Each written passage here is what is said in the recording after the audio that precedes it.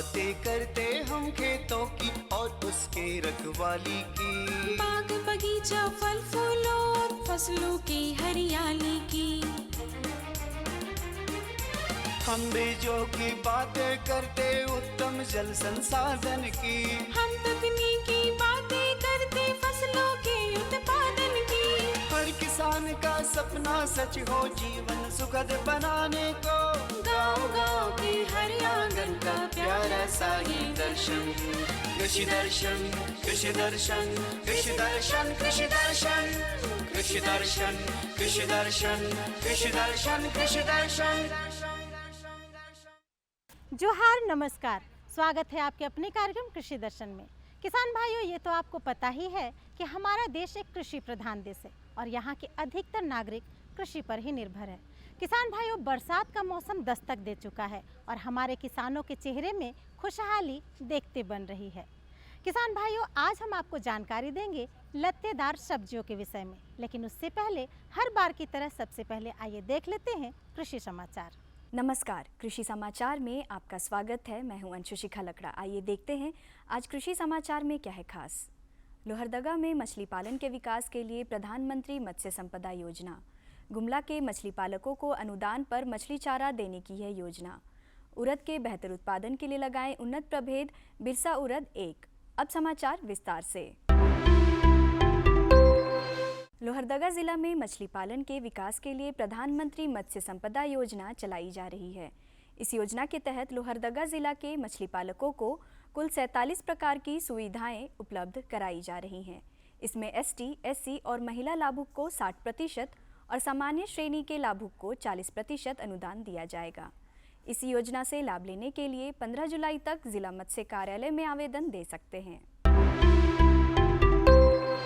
गुमला जिला में जो मछली पालक बायोफ्लॉक तालाब या बायोफ्लॉक टैंक या रिसर्कुलरी एक्वाकल्चर सिस्टम में मछली पालन कर रहे हैं, वे 50% अनुदान पर मछलियों के लिए पौष्टिक आहार ले सकते हैं। इसके लिए आप गुमला जिला मत्स्य कार्यालय में आवेदन दे सकते हैं। मक्का की खेती से अच्छी उपज लेने के लिए ऊपरी जमीन यानी टाड़ खेत का चुनाव करें। टाड़ खेत की मिट्टी हल्की बलुआई हो और इसका पीएच मान 6 से 7 के बीच हो। अभी चूंकि बरसात का मौसम है, यदि लगातार बारिश हो और ऐसे में मक्का फसल वाले खेत में जल जमाव होगा तो जड़ में गलन और सड़न की समस्या हो सकती है। ये समस्या ना हो इसके लिए ऊपरी ज़मीन में मक्का लगाए, साथ ही जल निकास की भी व्यवस्था रखें। यहाँ पे हम लोग जो टाड़ का क्षेत्र होता है, टाड़ जिसको हम लोग 1 नंबर या 2-3 नंबर बोलते हैं, जो ऊपरी खेत होती है जहाँ जल जमाव ना हो, वहाँ पे इसका हम लोग वैसी ज़मीन का इसके लिए उपयुक्त मानी जाती है। साथ ही उसका जो पीएच मान होना चाहिए 6 से 7.5 के बीच होना चाहिए और मिट्टी हल्की बलुई टाइप की हो, उसके लिए मक्के की खेती के लिए अच्छी मानी जाती है। खरीफ के मौसम में राज्य के जो किसान दलहनी फसल उड़द की खेती करना चाहते हैं, वे अविलंब बुआई का काम पूरा कर ले। उड़द के बेहतर उत्पादन के लिए उन्नत प्रभेद T9, पंतयु 19 या बिरसा उड़द 1 का चुनाव कर सकते हैं। किसान भाइयों, उड़द की खेती के लिए 20 किलोग्राम बीज प्रति हेक्टेयर की दर से बोएं।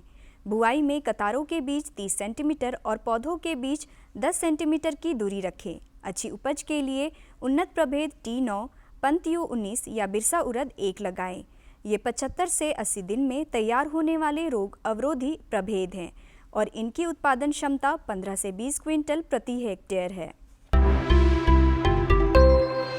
किसान भाई, आप यदि किसी फसल की बुआई कतारों में करना चाहते हैं तो इस काम के लिए कृषि उपकरण बिरसा बीज सह खाद ड्रिल का इस्तेमाल कर सकते हैं। ये उपकरण कतारों में बीज और खाद डालने का काम करता है। इस उपकरण की कार्य क्षमता 50 डिसमिल प्रतिदिन है। आइए जानते हैं भिंडी फसल में रासायनिक दवा के बिना बंधक और फल छेदक कीटों की रोकथाम कैसे करें। किसान भाइयों, भिंडी फसल लगाने के 30 से 35 दिन बाद अंडा परजीवी ट्राइकोग्रामा किलोनिस 1 से 1.5 लाख की संख्या में प्रति हेक्टेयर की दर से खेत में डालें। एक सप्ताह के अंतराल पर 4 से 5 बार ये उपचार करें। इससे भिंडी फसल में बंधक कीट और फल छेदक कीट का प्रकोप नहीं होगा। और अब एक नज़र राज्य के 5 प्रमुख शहरों के मौसम के मिजाज पर। आज राज्य के 5 प्रमुख नगरों के अधिकतम और न्यूनतम तापमान कुछ इस प्रकार दर्ज किए गए। रांची का अधिकतम तापमान 30 डिग्री सेल्सियस और न्यूनतम 26 डिग्री सेल्सियस रहा। कृषि समाचार में आज इतना ही। अगले दिन अगले अंक में फिर मुलाकात होगी कुछ ताज़ा तरीन खबरों के साथ। तब तक के लिए दीजिए इजाज़त। नमस्कार, जोहार। किसान भाइयों, अभी आपने देखा कृषि समाचार, मंडी भाव, साथ ही अगले 24 घंटे के अंदर मौसम के मिजाज को जाना। आइए यहाँ पे लेते एक छोटा सा विराम। कहीं जाइएगा नहीं, क्योंकि विराम में भी आपके लिए संदेश है। बने रहिए आपके अपने कार्यक्रम कृषि दर्शन के साथ। भारत सरकार का हर प्रयास किसानों को दे रहा है एक नई आस। देश के किसानों की खुशहाली और उन्हें आत्मनिर्भर बनाने के लिए भारत सरकार समर्पित है। प्रधानमंत्री श्री नरेंद्र मोदी जी के नेतृत्व में कृषि क्षेत्र में किए गए निरंतर प्रयासों के फलस्वरूप देश खाद्यान्न व बागवानी के क्षेत्र में आत्मनिर्भर हो चुका है और देश में दलहन का उत्पादन भी बढ़ा है। इसी तरह भारत सरकार ने खाद्य तेलों के उत्पादन को बढ़ाने के भी अनेक प्रयास किए हैं। इसी क्रम को आगे बढ़ाते हुए माननीय प्रधानमंत्री श्री नरेंद्र मोदी जी के नेतृत्व में भारत सरकार ने दूरदर्शी निर्णय लेते हुए राष्ट्रीय खाद्य तेल मिशन ऑयल पाम की शुरुआत की है। इस मिशन से देश भर के किसानों को बहुत लाभ मिलेगा। कृषि के पूंजी निवेश में वृद्धि होगी, खाद्य तेल आयात पर देश की निर्भरता कम होगी और रोजगार के नए अवसर पैदा होंगे। खाने के तेल में आत्मनिर्भरता के लिए अब राष्ट्रीय खाद्य तेल मिशन ऑयल पाम का संकल्प लिया गया है। इससे किसानों को तो सीधा लाभ होगा ही, गरीब और मध्यम वर्ग के परिवारों को सस्ता और अच्छी क्वालिटी का तेल भी मिलेगा। यही नहीं, ये मिशन बड़े स्तर पर रोजगार का निर्माण करेगा। इस मिशन के अंतर्गत ऑयल पाम का रकबा और पैदावार बढ़ाने पर जोर देने के लिए सरकार ने 11,000 करोड़ रुपए से अधिक की सहायता राशि निर्धारित की है। मिशन के तहत सरकार ने ऑयल पाम की खेती के लिए रोपण आदि की सहायता में बढ़ोतरी करते हुए पहले मिलने वाले 12,000 रुपए प्रति हेक्टेयर को बढ़ाकर 29,000 रुपए प्रति हेक्टेयर तक कर दिया है। ऑयल पाम के पुराने बागों के पुनरुद्धार के लिए 250 रुपए प्रति पौधा के हिसाब से विशेष सहायता दी जा रही है। पौधारोपण सामग्री की कमी दूर करने और बीजों की पैदावार करने वाले बागों को भी सहायता दी जाएगी। इसके तहत 15 हेक्टेयर ऑयल पाम उद्यान के लिए 80 लाख रुपए तक की सहायता राशि दी जाएगी। इसके अलावा नर्सरी विकास के लिए 40 लाख रुपए तक तय किए गए हैं। पूर्वोत्तर और अंडमान राज्यों के लिए विशेष सहायता का भी प्रावधान है। ऑयल पाम के किसान ताजे फलों के गुच्छे यानी FFB का उत्पादन करते हैं, जिनकी वर्तमान में कीमतें अंतर्राष्ट्रीय मूल्यों में उतार चढ़ाव के आधार पर तय होती हैं। पहली बार केंद्र सरकार ताजे फलों के गुच्छे की कीमत के लिए किसानों को आश्वासन दे रही है। ये व्यवहार्यता मूल्य यानी VP कहलाएगा, यानी किसानों को कोई घाटा नहीं होने दिया जाएगा। व्यवहार्यता मूल्य VP तय करने की शुरुआत 1 नवंबर से होगी और अगले वर्ष 31 अक्टूबर तक जारी रहेगी। इसे ऑयल पाम वर्ष कहा जाएगा। इस योजना के तहत वर्ष 2025-26 तक ऑयल पाम का रकबा 6.5 लाख हेक्टेयर सृजित करने और कच्चे ऑयल पाम की पैदावार वर्ष 2025-26 तक 11.20 लाख टन पहुंचाने का लक्ष्य निर्धारित किया गया है। सरकार के इस महत्वपूर्ण निर्णय से देश में ऑयल पाम की खेती करने वाले किसानों में विश्वास पैदा होगा और वे खेती का रकबा बढ़ाएंगे। इस तरह पाम ऑयल का उत्पादन भी बढ़ेगा, जिससे किसानों की आय बढ़ेगी और ग्रामीण अर्थव्यवस्था भी सुदृढ़ होगी।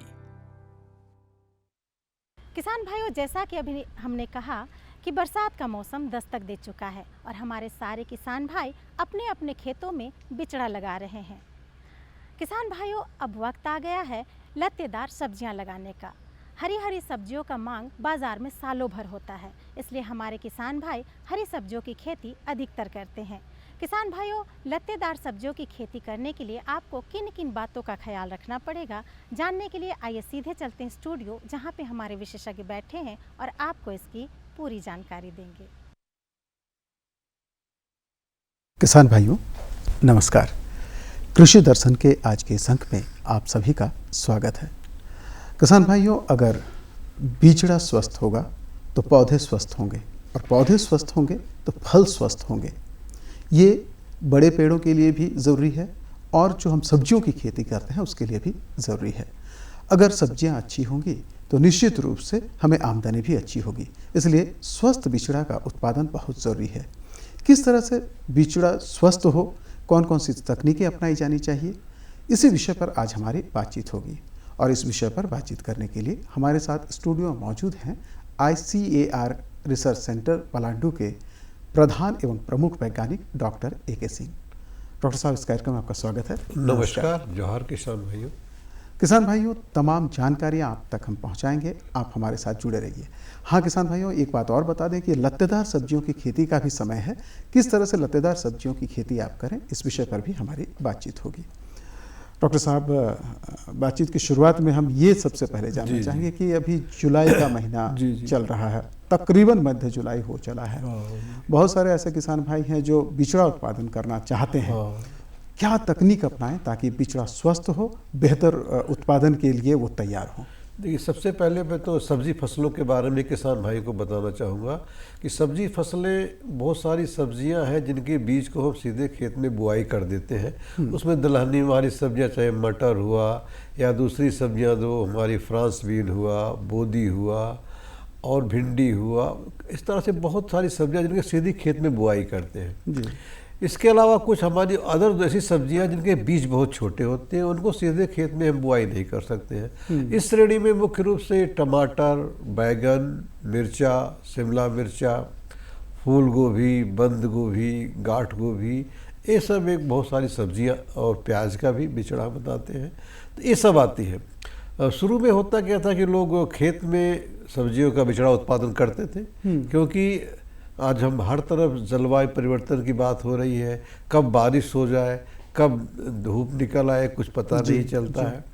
तो इन सब से बचने के लिए जो उन्नत तकनीक हम लोगों ने प्रयोग भी किया है, और बहुत सारे ज्ञान उसमें विकसित भी हम लोगों ने किया है। और पूरे झारखंड की बात ही नहीं, पूरे देश में अब खुले में पौध उत्पादन बंद हो गया है, नहीं कर रहे किसान भाई, क्योंकि उससे पौध का नुकसान बहुत होता था, मेहनत खराब होती। इसलिए अब प्रो ट्रे में बिचड़ा उत्पादन की उन्नत तकनीकी आ गई है, और इसका प्रयोग करीब 100% हम कहें तो इसमें कोई अतिशयोक्ति नहीं है, 100% किसान भाई भी कर रहे हैं। और अधिक मुनाफा कमाने के लिए बहुत सारे कृषि एंटरप्रेन्योर भी कर सकते हैं, जो कि व्यवसाय के रूप में भी इसको आजमा रहे हैं। क्योंकि सब्जियों का बिचड़ा उत्पादन अधिक से अधिक 3 सप्ताह या 1 महीने में, अगर हम पैसे की बात भी करेंगे तो जब ऐसे दुगनी आमदनी की बात कहते हैं, तो दुगनी क्या 2.5-3 गुनी भी आमदनी इससे होती है। तो सबसे पहले इसको हम बिचड़ा, इस समय बरसात का मौसम है, खुले में तो बिचड़ा डालने का कोई प्रश्न ही नहीं है, प्रश्न ही नहीं है, क्योंकि प्रो प्लास्टिक की ट्रे आजकल बाजार में उपलब्ध है। सब्जियों के जो छोटे बीज हैं उनके बिचड़ा उत्पादन के लिए करीब एक ट्रे 25 से 30 रुपए में मिल जाती है, और ये सभी जगह उपलब्ध भी है। और उसमें करीब 100 के आसपास सीड, उसमें बीज आ जाते हैं। तो 100, और ये इसका जो ये साइज होता है, इसका ये भी विभिन्न आकार के साइज इतना इस तरह से बनाया गया है कि जरूरत पड़ने पे उसको हाथ से उठा के किसान एक जगह से दूसरी जगह कर सकते हैं। और उसको पौधा अगर बेचना भी है तो मान लीजिए कोई चाहता है पूरा ट्रे, तो ट्रे का भी दाम जोड़ के उसमें दे सकते हैं। वैसे जो प्रो ट्रे है, इसको हम 4-5 से बार दोबारा भी प्रयोग कर सकते हैं पौधा बेच करके। तो इसमें 100, इसके लिए अब इसके बाद हम लोग सड़ी हुई गोबर की खाद इसमें नहीं डालते हैं, क्योंकि जो छोटा बीज होता है उससे पौधमारी बनती है, उससे वो बहुत सारी बीमारियां, कीड़े मकोड़े खाद के द्वारा या उससे पहुंच जाते हैं। तो हम लोगों ने स्टरलाइज कोकोपीट का क्यूब आजकल आ रहा है, तो एक ट्रे में जो हमारी 300 पौधे, करीब 98 से 100 पौधे आते हैं, उसमें हम लोग करीब 2.5 किलोग्राम कोकोपीट जो स्टरलाइज होती है, और करीब 1.5 किलोग्राम के आसपास उसमें केचुआ की खाद, वर्मी कंपोस्ट को बोलते हैं, उसको डालते हैं। क्योंकि ये वर्मी कंपोस्ट भी बड़े अच्छे प्रक्रिया से बनाई जाती है, उसमें भी मतलब कोई बीमारी फैलने का इस तरह का मतलब दिक्कत नहीं रहती है। तो और एक एक बीज को हम लोग एक एक खाने में उसमें डालते हैं और फुहारे से पानी देते हैं। ज़रूरत पड़ने पे उसको हम बाहर रख देते हैं, नहीं ज़रूरत पड़ने पे हटा देते हैं। बरसात के मौसम में शेड नेट हाउस में या प्राकृतिक रूप से खुले जो हमारे प्लास्टिक के घर आजकल जिसमें बहुत सारे अनुदान भी सरकार दे रही है, उसमें इस तरह का कार्यक्रम हम लोग प्लास्टिक के हवादार घरों में भी अधिक आसान रहता है, क्योंकि उसमें प्रो ट्रे को बार बार हटाना उठाना नहीं पड़ता है। बिल्कुल। तो ये जो प्रो ट्रे के लिए आप बता रहे हैं कोकोपीट या ये भी तो एक ही जगह पर उपलब्ध होगा, ताकि किसान भाई एक ही जगह से लेकर ये जहाँ कर से सकते प्लास्टिक की ट्रे मिलती है वहाँ से बाजार से किसान भाई, जहाँ पे खाद बीज कीटनाशक दवाओं की दुकानें हैं जो कृषि इनपुट को बेचते हैं, वहाँ पे भी आसानी से, क्योंकि इसका डिमांड इतना ज़्यादा बढ़ गया है कि जो भी हमारी दुकान यहाँ तो रांची में तो कचहरी के आसपास बहुत सारी दुकानें हैं, वहाँ से आसानी से किसान भाई झारखंड के ले सकते हैं और हर जिले में हर जिले में उपलब्धता है। बिल्कुल। तो डॉक्टर साहब, जो कोकोपीट और इससे हम करेंगे खेती, जो हम बीज उपजाएंगे, क्या इसके लिए बीजोपचार ज़रूरी है? देखिए, बीजोपचार हम लोग तो बीज बोने से पहले बहुत सारे फफूंदनाशक दवाएं आती हैं, बवस्टीन है, इन सब से उपचार करने से अगर कुछ बीज में कुछ संक्रमण पहले से है भी तो वो ख़त्म हो जाता है। और यहाँ पे जब हम बीज डालने के बाद करीब 3 सप्ताह के अंदर पौध तैयार हो जाती है। हम कहते हैं कि 4 से 6 पत्ती वाली जो अवस्था होती है, 6 इंच साइज की हो जाए, तो उस समय हमारी चाहे टमाटर की हो, बैगन की भी हो, मिर्चा की भी हो, जो भी पौधे लगाने लायक हो जाती है। खाली जब हम प्याज का पौध उत्पादन करते हैं तो उसमें थोड़ा 1-1.5 महीने का समय लग जाता है। अगर ठंड है तो 2 महीने भी लग जाता है, नहीं तो अगर हम सितंबर वगैरह में डालते हैं तो 1.5 महीने में वो भी तैयार हो जाती है। तो इस तरह से हमारी पौध 3 सप्ताह में तैयार हो जाती है। अगर हम इसके आर्थिक पहलू की बात करें तो हम लोगों ने देखा है कि 50 पैसे से लेकर के करीब 80 पैसे तक एक पौधे की लागत प्लास्टिक की ट्रे में बिचड़ा उत्पादन से आती है। बिल्कुल। और बीज भी कम लगता है, क्योंकि एक बीज लगाना पड़ता है। अगर बीज हम लोगों ने प्रयोग करके देखा है कि अगर हम 1 एकड़ में जहाँ 150 ग्राम बीज लगता है, वहाँ आप 60-70 ग्राम टमाटर बैगन के बीज से 1 एकड़ की पौध तैयार कर सकते हैं। तो मोटा मोटा बीज की बचत भी बहुत होती है। और जो खुले में पौध उत्पादन करने से जो हमारी करीब 30-40% पौध स्वतः ही मर जाती है डैम्पिंग आप बीमारी से या दूसरे समस्याओं, तो इसमें तो 2% 3% भी मॉर्टेलिटी नहीं होती। लगाने की भी सुविधा है, आप जब उसको एक जगह से दूसरे जगह ले जा रहे हैं उसकी भी सुविधा है। क्योंकि जब प्लास्टिक की ट्रे में हम डालते हैं तो जो जड़ का विकास इतना अच्छा हो जाता है कि पौध को उखाड़ एक स्थान से खेत में लगाने पे जो बढ़ने का चांसेस होता है वो 0 के बराबर हो जाता है। एक भी पौध हम लोगों ने देखा कि नहीं बढ़ती है जो हम प्लास्टिक की प्रोट्रे में बिचड़ा उत्पादन करके खेती करते हैं सब्जी फसलों की। बिल्कुल। डॉक्टर साहब, झारखंड जैसे राज्य में बहुत सारे ऐसे किसान हैं जो टमाटर हो, बैगन हो या मिर्चा की खेती करते हैं। हम चाहते हैं जब स्वस्थ बिचड़ा की बात हो रही है तो प्रभेदों के बारे भी कुछ जानकारी उनको होनी चाहिए। देखिए, हमारे झारखंड प्रदेश में तो जो जीवाणु मुरझा रोग है ये तो हमारे जितने भी हमारे टमाटर बैगन में तो बड़े व्यापक पैमाने पे आता है, क्योंकि मिट्टी हमारी अम्लीय है। इसलिए हम लोग हर साल कहते हैं किसान भाइयों को खेती योग्य चूना का प्रयोग अपने खेत में जरूर करना चाहिए। इससे कि अम्लता हमारी बढ़ने नहीं पाती है और बीमारी कम आती। फिर भी इससे लड़ने के लिए हम लोग अगर टमाटर की बात करें, जो कि बहुत ही प्रमुख फसल है, आजकल तो चारों तरफ इसके दाम को लेके चर्चा भी हो रही है। और जो अभी किसान भाई बरसात में इसकी खेती कर लेंगे वो अच्छा मुनाफा भी कमाएंगे। तो टमाटर में हम लोगों ने स्वर्ण नवीन एक सामान्य किस्म बहुत अच्छी विकसित की है। स्वर्ण संपदा, स्वर्ण विजया, ये संकर किस्में हैं, बड़े जीवाणु मुरझा रोगी और रोधी भी है और करीब इनका उत्पादन भी करीब 80 से 100 टन के बीच है। बड़ी अच्छी किस्में। बैगन में हम लोगों ने एक स्वर्ण शामिली यहाँ की सामान्य किस्म है, वो तो अभी भी उसको हम लोग सब्जी बनाने के लिए या चोखा बनाने में काम आता है। स्वर्ण अभिलंब एक सामान्य किस्म है। इसके अलावा संकर किस्म स्वर्ण शक्ति भी, स्वर्ण नीलिमा हम लोगों ने विकसित किया है। उस सब का बीज हम बना रहे हैं यहाँ पे। इसी तरह से बैगन टमाटर के अलावा मिर्च में भी और हमारा बहुत ही अच्छी एक स्वर्ण सीरीज की मिर्च का किस्म भी हम लोगों ने विकसित किया है। शिमला मिर्च में भी हम लोगों ने एक किस्म विकसित किया है। तो इस तरह से सब्जियों की बहुत सारी किस्में, लतर वाली सब्जियों में खीरा में स्वर्ण अगेती, स्वर्ण पूर्णा का विकास हम लोगों को केंद्र से हुआ है। झींगे में स्वर्ण मंजरी और स्वर्ण प्रभा नेनुआ में बहुत अच्छी किस्म है। स्वर्णमृत कद्दू की एक बहुत अच्छी किस्म है, स्वर्णयामिनी करेला में बहुत अच्छे उत्पादन देने वाली सामान्य किस्म है। इस तरह से लतर वाले सब्जियों की बहुत सारी किस्मों का विकास भी हमारे अनुसंधान केंद्र पलांडू रांची से हुआ है और किसानों के खेत में हम लोग इसका परीक्षण भी किए हैं। स्वर्ण प्रफुल्ला जो हमारी हरी मिर्च है वो बड़े अच्छे ढंग से अभी इस हमारे झारखंड की जलवायु में उत्पादन दे रही है। हम लोगों ने देखा कि करीब 250 से 300 कुंटल हरी मिर्च का उससे उत्पादन होता है और बरसात के मौसम में जो किसान भाई खेती करेंगे तो 100 से 150 रुपये किलो तक का भी बाजार भाव मिल जाता है। बिल्कुल। डॉक्टर साहब, आप अभी प्रजाति की चर्चा के दौरान आपने लत्तेदार सब्जियों की खेती की बात की, तो उसके लत्तेदार सब्जियों की अगर हम खेती कर रहे हैं तो उसका जो बिचड़ा उत्पादन होता है उसके लिए क्या कुछ खास तकनीक अपनानी होती है? उसी तरह से देखिए आजकल तो होता है कि बाजार में आगात फसल की बात हम लोग करते हैं। जैसे जो कि किसान भाई सब्जी की फसल लतर वाली जून में लगा दिए होंगे, वो तो भी पौधा फूल वाली अवस्था में आ रहा होगा। जो भी कुछ लोग जुलाई के प्रथम सप्ताह में लगाए होंगे उनका अंकुरण हो रहा होगा, पौधा बढ़ रहा होगा।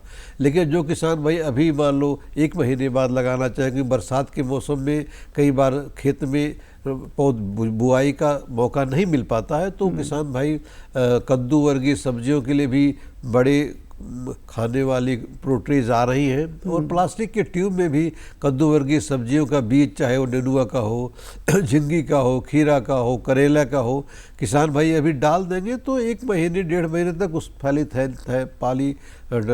थैली में या जो हमारा प्लास्टिक की प्रोट्रे है बड़े खाने वाली उसमें रखेंगे तो 1.5 महीने बाद सीधे वो खेत में लगा सकते हैं। उससे उनका जो 1.5 महीने खेत में नहीं लगा पाने से जो मतलब समय बर्बाद हुआ नहीं बर्बाद होगा और कम मेहनत और कम कृषि कार्य में कम लागत में वो फसल 1.5 महीने तक हमारी उसमें रहेगी। उसके बाद हम खेत में लगा देंगे तो फिर बाकी बरसात जब ख़त्म हो जाएगी तो स्वतः उसमें फल फूल आना शुरू हो जाएगा। डॉक्टर साहब, परवल की खेती भी आजकल झारखंड में बड़े पैमाने पर की जा रही है। परवल की खेती लंबे समय तक की जा सकती है एक ही, क्या सुझाव देना चाहेंगे उन किसानों के लिए जो परवल की खेती कर रहे हैं? परवल हम लोगों ने जो करीब 20 क्या 25 वर्ष से जो अनुसंधान कार्य अपने अनुसंधान केंद्र पलांडू रांची में किया है, तो वहाँ से हम लोगों ने 3 किस्मों का विकास किया। एक स्वर्ण रेखा है जिसमें कि हल्की धारियाँ होती हैं, एक स्वर्ण अलौकिक और एक स्वर्ण सुरुचि। 3 किस्मों का विकास हम लोगों ने किया है। और परवल की खेती में अभी रांची में नहीं, झारखंड के आसपास कई जिलों में और दूसरे प्रदेशों में तो हो ही रही है, काफ़ी अपना स्थान बना रही, क्योंकि जहाँ पे ऊपरवार ज़मीन है, बारिश का पानी जहाँ नहीं रुक रहा है वहाँ पे तो ये 7-8 महीने की फसल हो जाती है। जैसे यहाँ पे अगर झारखंड की बात करें तो पौध लगाने का समय या तो अभी बरसात में लगा देते हैं लोग, लेकिन इस पौधे को बचाने के नवंबर-दिसंबर की ठंड से बचाने के लिए उसको हम लोग प्लांट ट्रे से या टपरी बना के उसको बचाते हैं। लेकिन जो पौधा एक तो लतर द्वारा लगता है, दूसरा पौधे को टुकड़ा बना के 2 गांठ वाले पौधे को हम लोग प्लास्टिक ट्यूब में पौधा बना लेते हैं। नीचे वाले पोर्शन में जड़ बन जाती है, ऊपर पत्तियां, तो उससे भी फरवरी में उसको लगाते हैं। अभी पौधे हमारा जो और ये अगर ये मार्च अप्रैल से फल निकलना शुरू होता है तो ये नवंबर तक इसका फलत होती रहती है। मार्च से लेकर के बारिश से पहले तक गर्मी में फल आता है, फिर जैसे ही बारिश हो जाएगी बहुत लतर का विकास होता है, फूल काफ़ी अधिक संख्या में निकलते हैं और जो बरसात वाला फूल निकलता है ये फसल फिर अक्टूबर नवंबर तक चलती है। नवंबर के महीने में फिर इसके लतर को हम काट लेते हैं, करीब जड़ से करीब 40 सेंटीमीटर ऊपर से काट के उसका पौधा बना लेते हैं। तो ये समझिए कि परवल की खेती में तो एक तो फल बेचने से फायदा हुआ, साथ साथ हम लतर पौधा बनाने से बेचने से फायदा हुआ। तो जो हम कहते हैं कि आम के आम गुठलियों के दाम दोनों, मतलब ये तो एक वरदान है किसानों के लिए। और अभी इतने पौधे के इसका मतलब पड़ोसी राज्यों से मांग आ रहा है, उत्तर प्रदेश से भी आ रहा है, उड़ीसा से भी आ रहा है, बिहार से भी आ, सब जगह। इसी बात को लेके हम लोगों ने एक अभी एक बिजनेस मोड में एक MOU किया है। सचिन झा जी है जो हमारा आनंदी और माझी में बड़े पैमाने पे इसकी खेती कर रहे हैं और हमारी किस्मों के साथ उनका MOU हुआ और वो हमारी ही वह किस्मों का पौधा बना के दूर दराज तक किसान भाइयों को पहुंचा रहे हैं। ऐसे किसान जो मतलब ये खेती करना चाहते हैं उनसे संपर्क कर सकते हैं। हमारे पास भी पौधा है, मेरे पास जब खत्म हो जाएगा तो वहाँ से भी ले सकते हैं। इवन वो तो दूसरे प्रदेश में या अपने साधन से ही पहुंचा रहे हैं, तो एक बहुत बड़ा काम हो रहा है। और हमारी किस्मों का भी बीज वो पैदा कर रहे हैं हम लोग, हमारे वो बिजनेस इनक्यूबेटरी के रूप में रजिस्टर्ड है हमारे यहाँ। और हमारी जितनी भी सब्जियों की किस्में हैं उनके साथ हम लोगों ने पूरा MOU किया है, और हमारे देख रेख में वो सब हो रहा है उत्पादन। तो वहाँ से भी कि वो व्यावसायिक मोड में किसान भाई ले सकते, प्राप्त कर सकते। बिल्कुल। डॉक्टर साहब, बहुत संक्षेप में हम जानना चाहें कि फूलगोभी और बंदा गोभी की भी खेती है, बड़े पैमाने पर की जाती है। जी जी। क्या करना चाहिए किसान भाइयों को ताकि फसल अच्छी हो? खेती तो हमारे झारखंड प्रदेश में पूरे साल होती है, और ख़ास तौर से गर्मी के मौसम में जो अगात फूल गोभी होती है पूरे देश में शायद नहीं होती, क्योंकि यहाँ का मौसम इतना। और जो सफ़ेद रंग का फूल अभी भी बाजार में देखने को मिल रहा है, या आपको कई कंट्री में दूसरे प्रदेश में देखने को नहीं मिलेगा। तो ये तो अगात वाली फसल अभी बाजार में आ रही है, अभी मध्य वाली फसल की रोपाई शुरू होगी, फिर पछात वाली फसल की रोपाई होगी। तो इस तरह से अगर हम देखें तो पूरे साल फूल गोभी की खेती होती है, और ये अगात फूल गोभी की खेती तो किसान भाइयों के लिए बहुत ही मुनाफे वाली चीज़ है। और अगर हम सीधी बात करें तो जो भी सब्जी फसलों की तुड़ाई या विपणन अभी जुलाई से लेके अगस्त सितंबर तक होगा, उसमें तो दुगना तिगुना बाजार भाव मिलना ही मिलना है।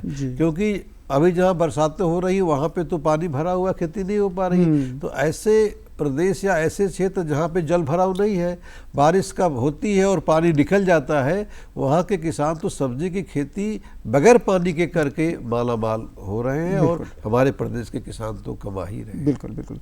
तो किसान भाइयों, अगर आप स्वस्थ बिचड़ा उत्पादन करना चाहते हैं तो प्रो ट्रे का इस्तेमाल करें, और साथ ही साथ जो प्रभेद हैं उन्नत, उनका उपयोग करें ताकि आपको अच्छा बिचड़ा मिले, फल अच्छे हों, पौधे अच्छे हों। आप हमारे साथ जुड़े रहे, इसके लिए आपका बहुत बहुत धन्यवाद किसान भाइयों। और साथ ही साथ डॉक्टर साहब आपने बहुत अच्छी जानकारी दी, इसके लिए आपका भी बहुत बहुत धन्यवाद। आपसे चाहेंगे इजाज़त। नमस्कार।